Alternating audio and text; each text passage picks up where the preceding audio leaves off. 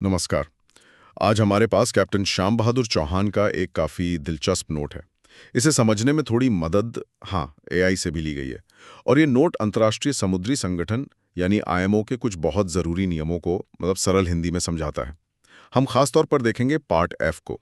यह है कन्वेंशन के प्रावधानों के अनुपालन के सत्यापन पर, और इसमें भी नियम 39, 40 और 41 पर फोकस रहेगा। ये रेजोल्यूशन A1085/28 से जुड़े हैं। तो चलिए इस पर थोड़ी गहन चर्चा करते हैं कि ये नियम हैं क्या और क्यों इतने अहम हैं, खासकर समुद्री अधिकारियों के लिए। बिल्कुल। तो देखिए, शुरुआत होती है नियम 39 से। ये कुछ बुनियादी परिभाषाएं देता है। सुनने में शायद लगे कि ये तो साधारण सी बात है, पर अंतर्राष्ट्रीय स्तर पर शब्दों का साफ होना बहुत जरूरी हो जाता है। जैसे कंपनी, इसका मतलब सिर्फ जहाज का मालिक ही नहीं, बल्कि वो संगठन भी हो सकता है जो जहाज चलाने के लिए जिम्मेदार है। मान लीजिए जहाज है सागर रत्न, तो कंपनी हो सकती है एबीसी शिपिंग लिमिटेड। और अनुपालन मतलब नियमों को मानना। सत्यापन हो गया उसकी जांच करना। ये परिभाषाएं किसी भी तरह के भ्रम को दूर करती हैं। ये बात तो है। जब इतने सारे देश और कंपनियां शामिल हों तो एक ही भाषा बोलना, एक ही मतलब समझना बहुत ज़रूरी हो जाता है, वरना तो मुश्किल हो जाएगी। अच्छा, तो ये हो गई नींव। अब नियम 40। ये नियम लागू किस पर होते हैं? क्या हर तरह की नाव पर? नहीं नहीं, नियम 40 इसी को साफ करता है। ये खास तौर पर उन सभी कमर्शियल जहाज़ों पर लागू होता है जो अंतर्राष्ट्रीय यात्रा करते हैं। जैसे आपके कार्गो शिप हो गए, टैंकर हो गए या पैसेंजर शिप। अच्छा। उदाहरण के लिए, अगर कोई जहाज मान लीजिए मुंबई से सिंगापुर जा रहा है, तो उस पर ये नियम लागू होंगे। ये ग्लोबल शिपिंग की सेफ्टी से जुड़ा है। अच्छा। और अगर कोई जहाज सिर्फ भारत में ही, जैसे मुंबई से चेन्नई जा रहा हो, घरेलू यात्रा, उस स्थिति में ये खास नियम पार्ट एफ वाले लागू नहीं होते हैं। नियम 40 का दायरा साफ है। अंतर्राष्ट्रीय समुद्री परिवहन, जहां अलग अलग देशों के नियम कायदे मिलते हैं। ठीक है, समझ गया। दायरा साफ है, इंटरनेशनल सफर वाले जहाज। अब सबसे बड़ा सवाल, ये कैसे पक्का होता है कि नियमों का पालन हो भी रहा है? यहीं पर नियम 41 आता है, अनुपालन का सत्यापन। ये सबसे अहम लगता है ना? क्या हिस्से हैं? पहला है कंपनी की जिम्मेदारी। हर शिपिंग कंपनी को एक मजबूत सुरक्षा प्रबंधन प्रणाली सेफ्टी मैनेजमेंट सिस्टम एसएमएस बनाना होता है और उसे लागू भी करना होता है। ये सिर्फ एक डॉक्यूमेंट नहीं है, ये काम करने का एक तरीका है। जैसे ये पक्का करना कि आग बुझाने वाले उपकरण ठीक है या नहीं, लाइफ बोट्स तैयार हैं, नेविगेशन सिस्टम सही चल रहा है, सुरक्षा से जुड़ी हर छोटी बड़ी चीज। हाँ, ये तो कंपनी पर काफी बड़ी जिम्मेदारी है। सिर्फ जहाज चलाना नहीं, पूरी सुरक्षा व्यवस्था देखना। और शायद मुनाफे के दबाव में ये चुनौतीपूर्ण भी होता होगा। निश्चित रूप से होता है, और इसीलिए दूसरा पहलू है सत्यापन प्रक्रिया। जिस देश में जहाज रजिस्टर्ड है, जिसे हम ध्वज राज्य या फ्लैग स्टेट कहते हैं, उसके अधिकारी समय समय पर जहाज का ऑडिट करते हैं, निरीक्षण करते हैं। ये जांचें आम तौर पर सालाना होती हैं, पर ज़रूरत पड़ने पर या किसी बड़ी मरम्मत के बाद भी हो सकती हैं।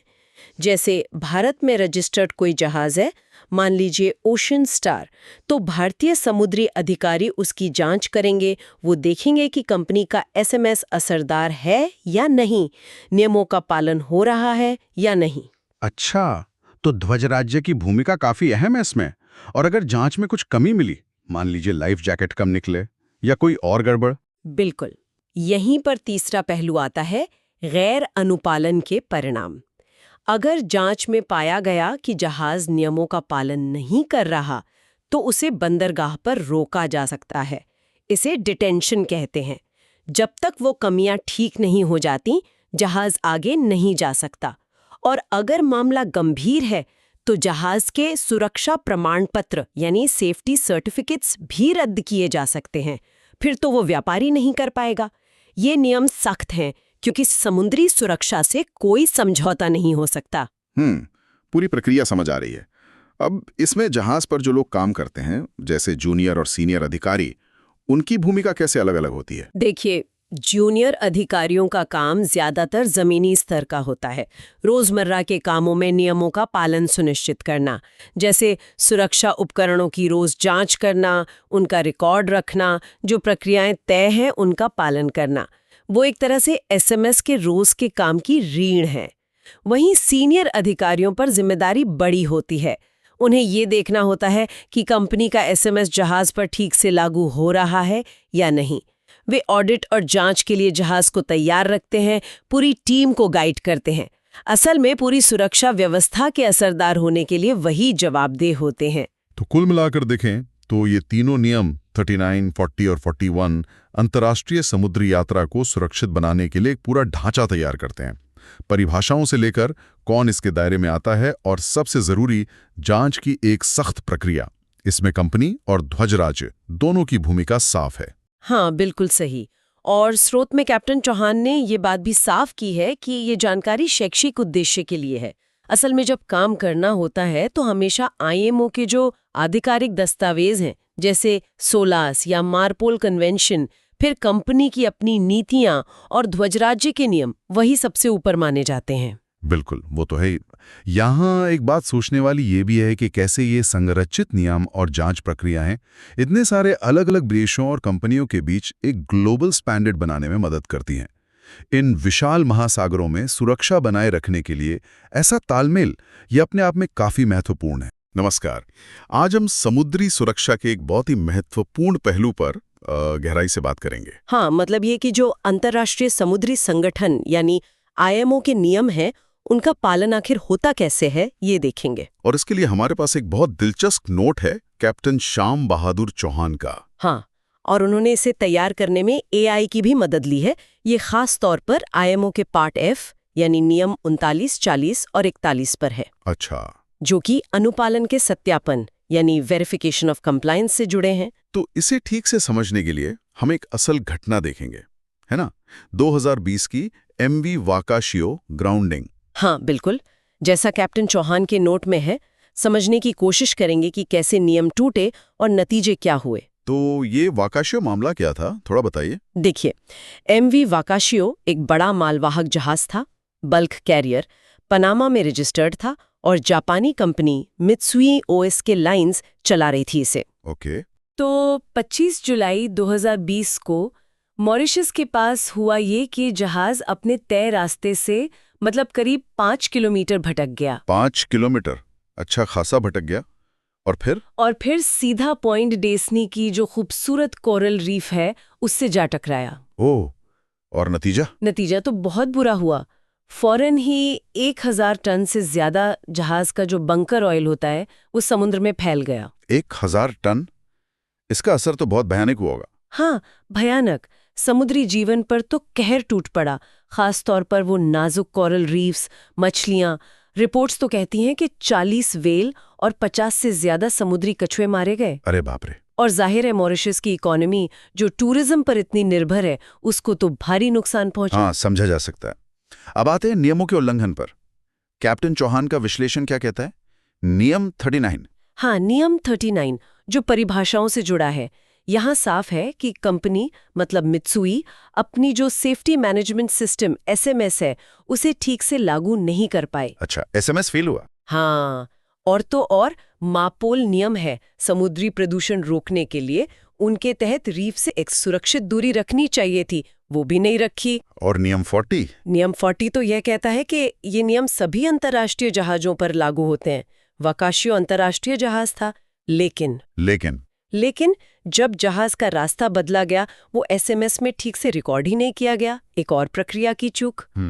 पर लगता है सबसे बड़ी गड़बड़ नियम 41 में हुई अनुपालन का सत्यापन। हाँ, बिल्कुल। ये सबसे चिंता की बात है। कई स्तरों पर लापरवाही है यहाँ। जैसे कंपनी के लेवल पर देखें, कप्तान ने 3 दिनों तक, आप सोचिए, 3 दिन तक रूट अपडेट ही नहीं भेजा। जबकि भेजना कब था? एसएमएस के हिसाब से हर 12 घंटे में भेजना जरूरी था। और इससे भी ज्यादा गंभीर बात ये कि जहाज का जो electronic chart display system ECDIs था, हाँ, ACDIs, उस पर रीफ के पास आने की वार्निंग आ रही थी, उसे अनदेखा कर दिया गया, बंद कर दिया गया शायद। क्या आप बात कर रही हैं? ये तो सिर्फ तकनीकी भूल नहीं लगती। नहीं, ये सुरक्षा को लेके रवैये की कमी दिखाता है। और फिर फ्लैग स्टेट मतलब पनामा, उनकी भी तो जिम्मेदारी थी। बिल्कुल। नियम 41 के तहत उन्हें ये सुनिश्चित करना था कि नियम माने जा रहे हैं, पर वो भी फेल हुए। उन्होंने कंपनी के एसएमएस का जो जरूरी सालाना ऑडिट होता है वो किया ही नहीं था। अच्छा, ऑडिट नहीं हुआ? नहीं, और जहाज का आखिरी सर्वे भी घटना से 6 महीने पुराना था।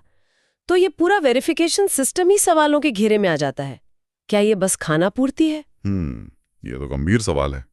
आईएमओ की रिपोर्ट कुछ और कारण भी बताती हैं शायद। हाँ, रिपोर्ट में कुछ और बातें भी हैं, जैसे क्रू बहुत थका हुआ था।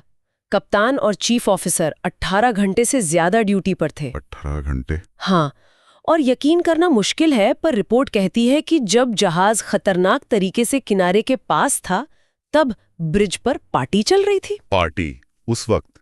ये तो गैर जिम्मेदाराना है। बिल्कुल। और तकनीकी लापरवाही भी थी। ECDIS वार्निंग बंद, GPS अपडेट नहीं, और कहीं ना कहीं शायद कंपनी का दबाव भी था, जल्दी पहुंचने का, शॉर्टकट लेने का। तो मतलब ये नियम 41, ये वेरिफिकेशन में जो चूक हुई, उसके नतीजे कितने भयानक हो सकते हैं, वकाशियो एक बड़ा उदाहरण है। हाँ, जीता जागता सबूत। पर्यावरण तबाह हो गया, मॉरिशस का पूरा इकोसिस्टम हिल गया। और आर्थिक नुकसान? वो भी बहुत बड़ा। सफाई वगैरह में $500 मिलियन से ज्यादा का खर्च आया। बाप रे। और कानूनी कार्रवाई भी हुई होगी? हाँ, कप्तान को जेल हुई, कंपनी पर भी भारी जुर्माना लगा, और कंपनी की जो रेपुटेशन खराब हुई वो अलग। तो सबक क्या मिलते हैं इससे? कंपनियों के लिए क्या सीख है? सीधी सी बात है, एसएमएस को सिर्फ कागज पर ना रखें, उसे काम करने के तरीके में शामिल करें, ऑडिट ठीक से हो, अलार्म सिस्टम काम करते रहे, और क्रू की थकान का ध्यान रखा जाए। और फ्लैग स्टेट्स, उनके लिए? उन्हें अपनी निगरानी की जिम्मेदारी गंभीरता से लेनी होगी। ऑडिट सिर्फ नाम के न हो, असली हो। टेक्नोलॉजी का वेरिफिकेशन भी जरूरी है। और क्रू के लिए?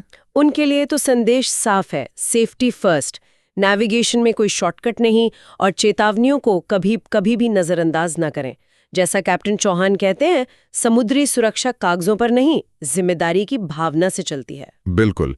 तो संक्षेप में कहें तो वकाशियो हमें दिखाता है कि कैसे नियम 41 यानी वेरिफिकेशन ऑफ कंप्लायंस में चूक तबाही ला सकती है। हाँ, और ये मजबूत सेफ्टी सिस्टम, असरदार ऑडिट, और सबसे ऊपर क्रू की सतर्कता और जिम्मेदारी की अहमियत बताता है। और ये एक सवाल भी छोड़ जाता है ना, कि जब नियम है, टेक्नोलॉजी चेतावनी दे रही है, फिर भी ऐसा क्यों होता है? हाँ, ये सोचने वाली बात है।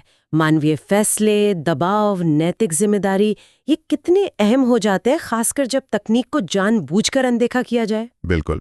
और सुनने वालों के लिए ये याद रखना जरूरी है कि कैप्टन चौहान का ये नोट शैक्षिक उद्देश्य से है। हाँ, असल में नियमों को लागू करने के लिए हमेशा ऑफिशियल IMO डॉक्यूमेंट्स जैसे SOLAS, मारपॉल, SCW और लोकल गाइडलाइंस ही देखनी चाहिए।